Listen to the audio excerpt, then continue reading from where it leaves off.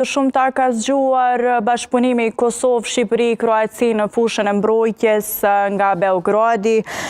ku Ministri i Mbrojtjes së Kosovës Ejup Maqedonci ka reaguar me një përgjigje duke thënë se marrëveshja e arritur me Shqipërinë e Kroacinë nuk ka për synim të kërcënojë asnjë shtet, por është vetëm një mesazh për stabilitetin dhe paqen në rajon.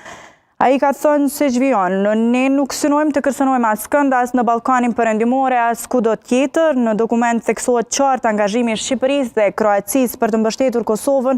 në integrimin e strukturave euroatlantike, që do të thotë se këto dy vende të NATO-s mbështesin Kosovën drejt anëtarësimit në NATO. Kjo është e mirë së ardhur për ne, duke parë ambientin e sigurisë në rajon dhe Evropë dhe duke pasur parasysh nevojën e Kosovës për mbështetje nga vendet e NATO-s. Për të folur më shumë rreth reagimeve që ka zgjuar ky bashkëpunim, do të jemi së bashku me ish kolonelin e FSK-s Hysen Gecaj, si dhe me njësin e çështjeve rajonale Lulzim Veliu, të cilët po i shoh se i kam gati. Ju falenderoj shumë për kohën që gjetët për të inkuadruar dhe për të biseduar në lidhje me këtë temë. Përshëndetje, faleminderit për ftesën. Zoti Gecaj, po filloj me ju si e patë këtë nismë të përbashkët mes Kosovës, Shqipërisë dhe Kroacisë. Natyrisht që kjo nismë është një nismë shumë e mirë, pra nismën mes të Kosovës, Kroacisë, po edhe Shqipërisë. Dhe duhet ta potencojmë që deri me tani Kosova kishte bashkëpunim me Kroacinë në planin bilateral të dy vendeve në mbrojtje, për sa i përket mbrojtjes,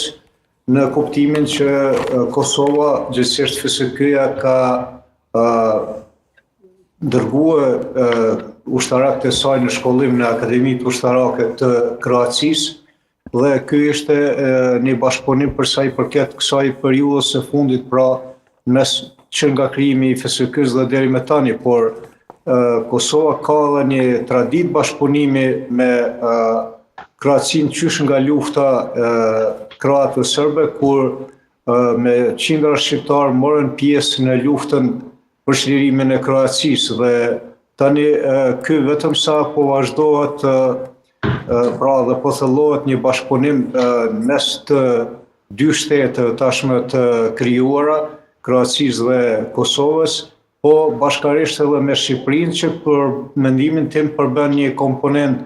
ma serioze dhe ma të nevojshme për të trija këto shtete, nga se dihet që Serbia është një faktor destabiliteti dhe ka qenë historikisht, nëse e shikojmë,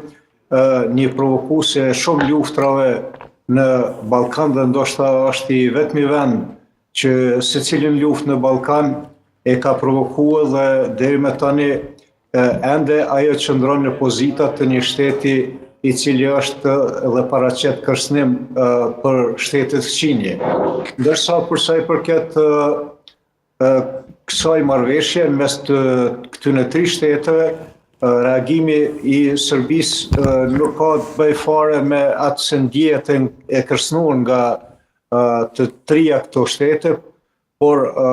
sepse din shumë mirë që këto nuk kanë aspirata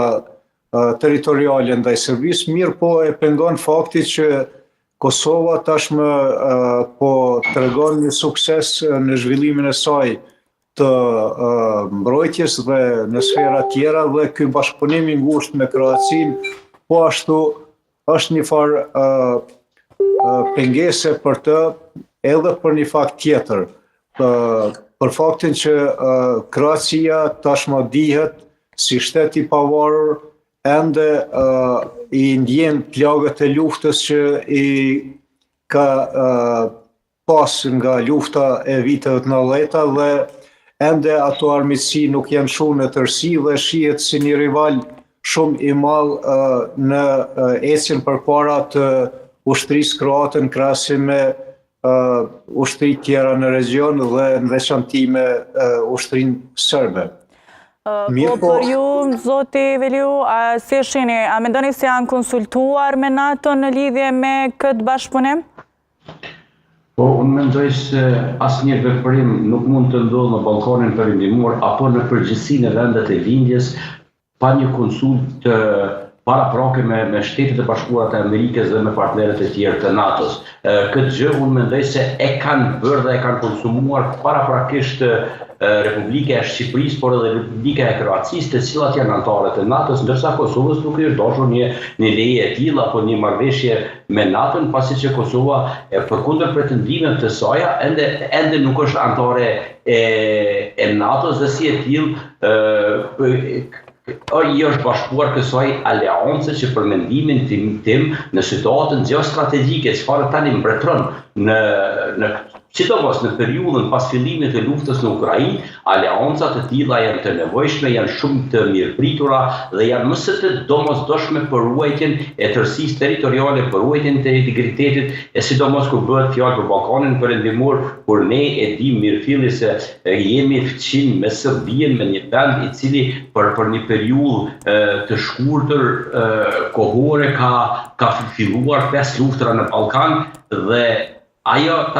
vazhdon tash të ketë pretendime territoriale, sidomos ndaj Kosovës, nuk po themi ndaj Kroacisë e Shqipërisë, mirë po sidomos nga Kosovës dhe ndaj Kosovës. Dhe në këtë mënyrë unë mendoj që përfituesi më i madh i gjithë kësaj marrëveshje është Kosova, pasi që Shqipëria dhe Kroacia, duke qenë anëtare të NATO-s,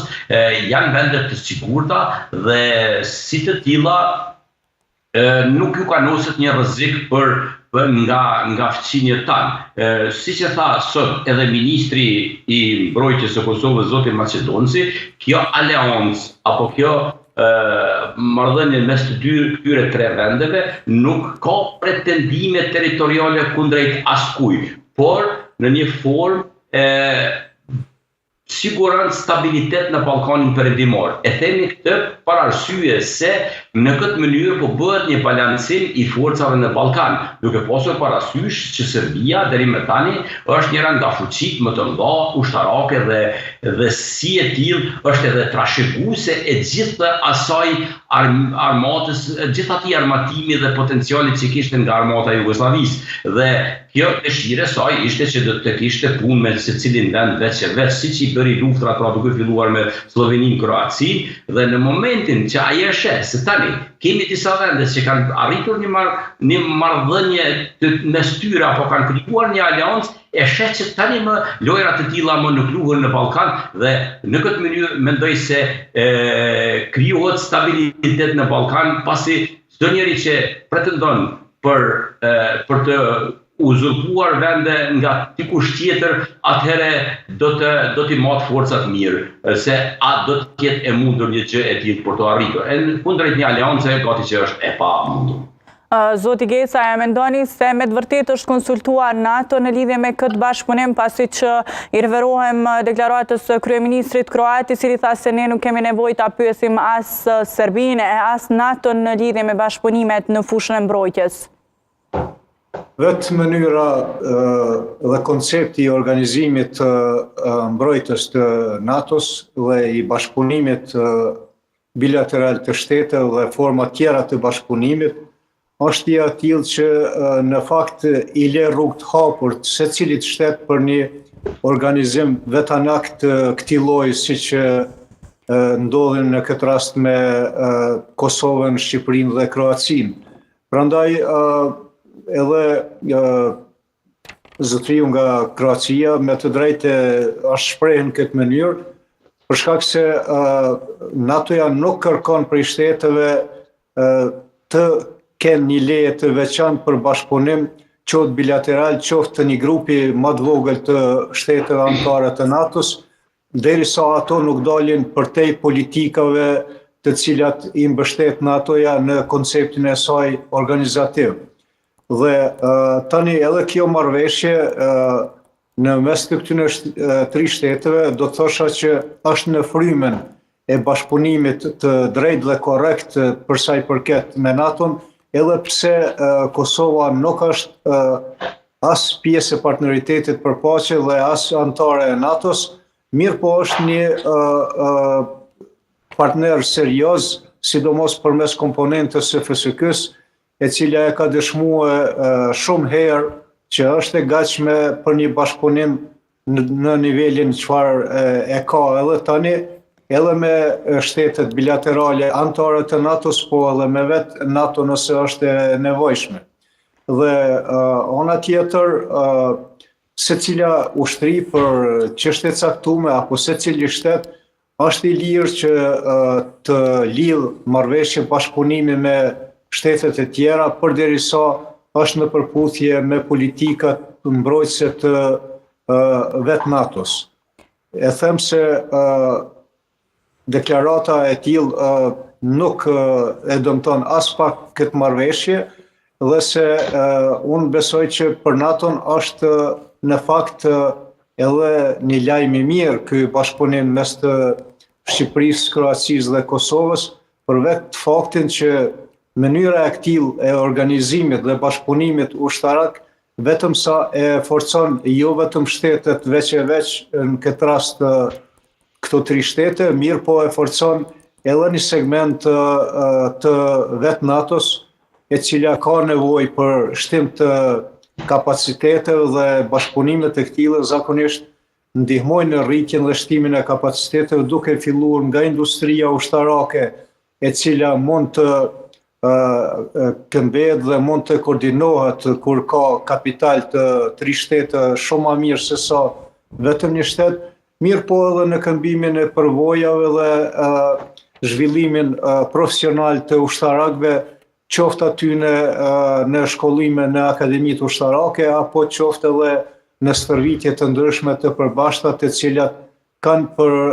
qëllim verifikimin e kapaciteteve të njësive të caktuara ushtarake të këtyre vendeve.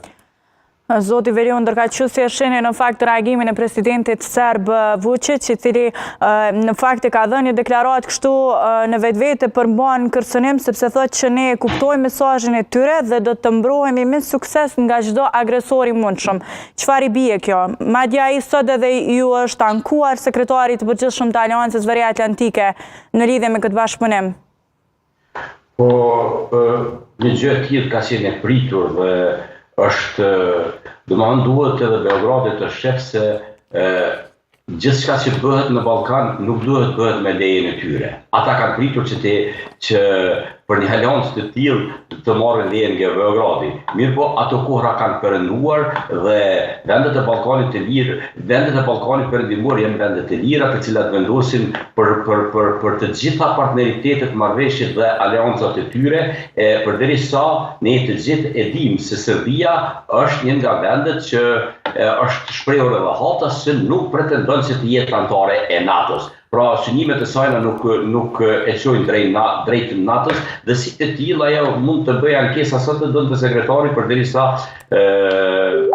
kjo marrëveshje është arritur dhe nuk është një marrëveshje që është bërë sot për nesër apo një marrëveshje që është arritur brenda ditës, po është një periudhë e gjatë që është punuar drejt kësaj marrëveshje dhe sipas fjalëve të ministrit të mbrojtjes së Kosovës, zotit Maqedonci, shumë shpejt pritet që pjesë e kësaj aleance të jetë edhe Bullgaria. Pra, nuk do të kemi kufizim ndërmjet këtyre 2 vendeve, ndërsa sa i përket pjesës se sa është legjitime dhe sa është lejuar nga NATO marrëveshjet apo aleancat të tilla, ne kemi raste të tjera që kanë vende të tjera që janë anëtare të NATO-s dhe kanë aleanca të tilla. Për shembull, Greqia ka një aleancë me Francën. Dhe aleancë të këtij lloji me Francën, pra kur ka nosur rreziku për një luftë turko-greke. Pastaj kemi marrëveshje apo aleanca ndërmjet Turqisë dhe Gjermanisë. Ka dhe aleanca të tjera që për momentin nuk po kujtohet dhe një aleancë ndërmjet 3 vendeve të Ballkanit është vetëm në të mirën e stabilitetit dhe ruajtjes së qetësisë në atë rajon dhe shkon në favor me të gjitha pikat e aleancës veriatlantike të NATO-s. Dhe në këtë mënyrë Kosova jo vetëm që përfiton për ruajtjen e suverenitetit apo mbrojtjen në një rast të rrezikut që nuk e mendoj se do bëhet ndonjëherë, mirë po përfiton edhe në përgatitjen e ushtarëve të saj për drejt antarësimit të Kosovës në NATO, pasi për antarësim duhet bëhen reforma të dukshme në ushtri, duhet të bëhen shumë gjëra të tjera, janë gjëra të cilat nuk është kohë e gjatë që i kanë kaluar si Kroacia ashtu edhe Shqipëria, dhe në këtë mënyrë ato dy vende do ta ndihmojnë Kosovën drejt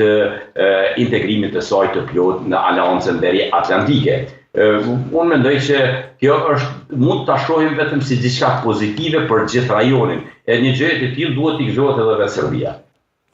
Zoti Velio, zoti Veca, ju falenderoj shumë për kohën që gjetët dhe për diskutuar në lidhje me këtë temë. Faleminderit, grazie.